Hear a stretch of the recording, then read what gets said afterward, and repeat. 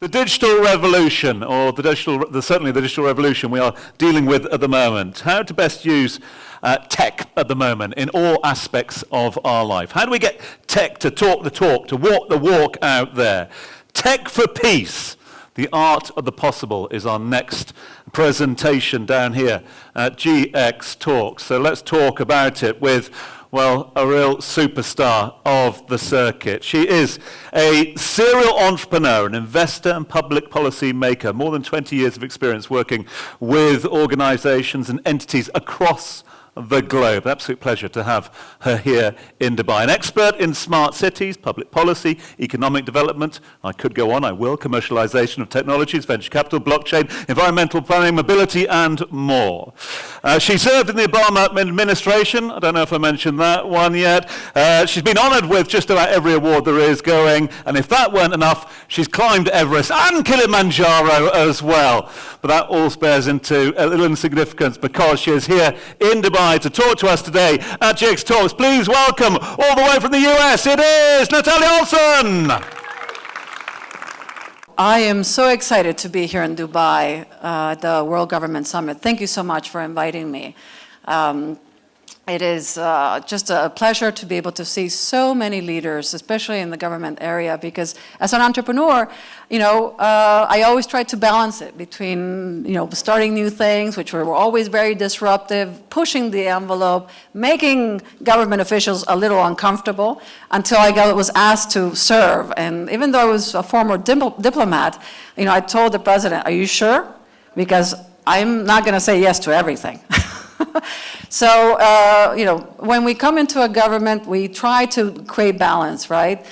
2008, 2009, difficult times, big recession, and we were looking to modernize government. We were looking to make changes. And as entrepreneurs coming into a government, right, we want to make those changes quickly. We want to, we think that we can change everything, and that's, of course, if in the context of our audience, that is not possible. I think I joke many times that I came in thinking we're going to change 100%, but we only change about 25%. And we continue to make those changes. And what was interesting was actually bringing in the technology, bringing in those disruptors into the conversation, bringing in the citizens. So as an urban planner, I always thought we have to think of the citizens at the center. We make all of the decisions. Thank you, Ryan, for pointing that out. Not believing that there's a voice there. Not believing, we kind of forget sometimes that the citizen is who we serve. They're the ones paying the taxes. They're the ones that are actually going to go out there and make the real changes. So for me, bringing in the conversation of the art of possible. Yes, we can make changes. Yes, the little citizen of myself, my friends, my colleagues could make changes. Years ago, I was on this path of the green economy. I was going to make sure that every building in Philadelphia was going to be green, that every way, every policy, every procurement was going to be green. I think I got threats to burn my house down in South Philly about 10 times. And at one point, a gentleman comes up to me and says, I really don't like you. This was in 2005 and 6. And I'm like, okay, I don't know you, but my granddaughter won't get into my Cadillac. I was like, I'm sorry. I now have to go buy a Prius, and that's really annoying me. So I was just thinking to myself, in 10 to 15 years, this granddaughter will make a difference by voting in the right way, by being involved, by making those changes. So today, because of those changes, because of the citizen, because we actually have a voice, because we do make a difference, I want to start with the Arab Spring. So, it turned out from one person that decided I'm not going to stand for this, to create a pacific demonstration, which later on, caused a little bit of rift, caused a little about some issues across the region, but it actually, enabled a voice. It enabled a voice that sometimes we're not so comfortable with. Sometimes, those changes, those demonstrations, those specific, ways of going out into the street can turn out to be good, but here's the catch. it also can turn to be evil. This conversation where one extreme and the other extreme are not talking to each other, that is what proved to us that we needed to go ahead and come to the middle, be able to use technology in the right way. Interesting, right? In 2010, 11, Facebook groups, and this is just recent. Remember, our first smartphone came out in 2006, 2007. The first application came out around that time. Facebook groups had such an influence to move causes, to make sure people understood what was happening. And it created a shift. It created a difference. But at the same time, it also can create misinformation. It can create problems where it decides the policy of a country. It decides the regimes, it decides the political parties that can win. And one example for me was very close to my heart is in Nigeria, the Boko Haram conflict. What happened? So the Nigerian government wanted to go ahead and have more control, and in order for them to avoid misinformation, they started communicating between themselves, letting the world know what was really happening. Why is that important? Because sometimes when we talk about technology, we believe that it's free for everyone, no? That there's no framework, no regulatory control. And that itself proved that even though there was misinformation, even though some of these folks might have had the right to go ahead and communicate, still we do not know if it's real or not. And this is where I believe very much that we look at today's conflict in the Ukraine, we realize that all that information that the Ukrainians have been able to put out there, communicated constantly, sometimes that can be true, and many of us believe so. But there's two players in this. There's many, controversial attitudes. There's different opinions. Who is right, who's wrong? And I think this is where I really want to make sure that we start thinking of a framework for peace, right? I think that we have institutions. I mean, I was part of the climate agreement. And one of the best things about the climate agreement in Paris was that we had the business community and we had the government. Since 1992, we've been trying to figure out a framework where we need to stop and figure out how to solve the climate crisis. Now, because of the business community was there, we were able to see what are the impacts, right? We were able to get the entrepreneurs into the conversation. Now, those entrepreneurs, and I'll tell you a little story, Google started out of a carpet store practically. They didn't have much money, and we decided to invest.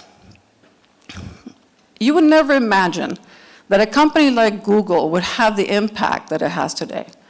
By one person investing, by one person giving them the opportunity. So when you have companies creating a difference, especially on the technology side, look to the future, look to the startup community. Not only because I've started many companies and because that's my love in life, but look at the opportunities that some of our startups in this particular region have done. One of them, I have a whole long list of them, but one of them, for example, in Egypt, created the first access to financial mechanisms in order for small, unbankable folks to be able to have a loan. In Vietnam, which is Kapash, I think, actually wanted to go ahead, especially for rural communities. Because when it comes to conflict, look at the rural communities' access to water, to services, to the basics, to the basic things that we need to be able to live in this world. This particular little company decided we want to create access to 86 million Vietnamese to have access to supermarkets. Just the basics. 86 million. An immigrant from Spain came to New York, realized that the gig economy, that the gig workers, you know, the sharing economy folks, the folks that work for Uber, that work for Airbnb and all of these, didn't have access to credit because they had bad credit scores. So what they did is they took the rates, the comments, and they created a system where you can actually have a new credit score. This has been used across different countries because as probably many of you know, there's billions of people without access to credit, without access to finance. And that's just one of the many, many industries. That's just financial inclusion, figuring out ways for people to earn some money, for them to be able to, you know, pay for a house and give their kids an education. How do we move that along? And we have been able to use technology in order to do that. And so when we talk about peace, and we talk about issues with conflict, I was born my parents were US diplomats. I was born in the second poorest country in the continent. And I realized since I was a kid how difficult it is, I being very lucky, for so much poverty.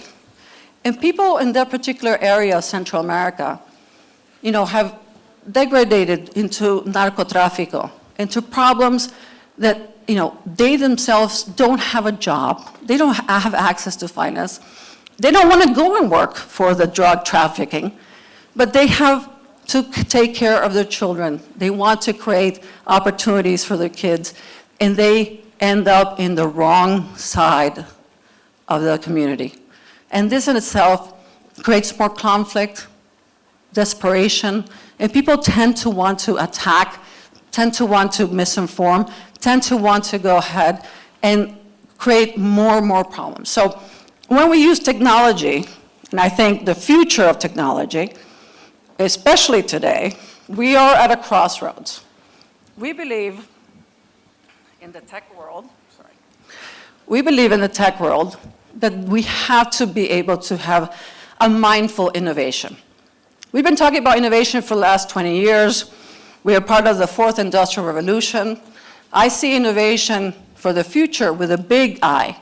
Innovation that will so focus on real research, on real deep tech, on real science, ways for us to create new industries.